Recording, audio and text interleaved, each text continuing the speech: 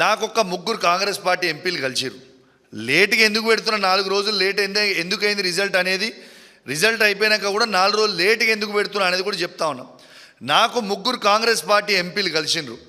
ఇక వాళ్ళు నా దగ్గర మిత్రులు కాబట్టి వాళ్ళ పేర్లు నేను చెప్తలేను, కానీ వాళ్ళు కలిసి స్వయంగా వాళ్ళు నాకు చెప్పింది ఏంటంటే, మేము అందరం కూడా బీజేపీ క్యాండిడేట్కి ఓటేసినాం, రేవంత్ రెడ్డి గారు చెప్పిర్రు, మేము చేసినాము, మరి ఇది ఒకసారి ప్రెస్ మీట్ పెట్టి అందరికి కూడా చెప్పు అని స్వయంగా కాంగ్రెస్ పార్టీ ఎంపీలు, ఆ సంబంధించిన ముగ్గురు ఎంపీలు ఎవరైతే నన్ను కలిసిండ్రో వాళ్ళు చెప్పమంటేనే నేను చెప్తా ఉన్నా.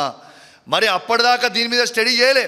వాళ్ళు చెప్పిన తర్వాత నేను కూడా కాంగ్రెస్ పార్టీ నుంచి వచ్చినోనే కదా, నాకు కూడా కాంగ్రెస్ పార్టీ మిత్రులు ఢిల్లీలో, ఇండియా వైడు అక్కడ ఇక్కడ నాకు కూడా ఉంటారు కదా, వాళ్ళకు కూడా ఫోన్ చేసిన, అన్న ఏం నడుస్తుంది అన్న, ఏం చేసిండ్రు, ఏం కథ, ఏం నడుస్తుంది అని అడిగితే బాజాబ్తు 15 మంది ఎంపీలు అమ్ముడు వేయరు, ఆ 15 మంది ఎంపీలు అమ్ముడు వేయింది వాస్తవం, అండ్ల మీ తెలంగాణ ఎంపీలు 8కి 8 మంది అమ్ముడు వేయింది వాస్తవము అని స్వయంగా వాళ్ళ ఎంపీలు, నా మిత్రులు, ఉన్న కాంగ్రెస్ పార్టీలో ఉన్న పాత మిత్రులు ఢిల్లీలో కావచ్చు, ఇంకా చాలా రాష్ట్రాలలో వాళ్ళందరూ కూడా నాకు చెప్తే నేను చెప్పడం జరుగుతూ ఉంది.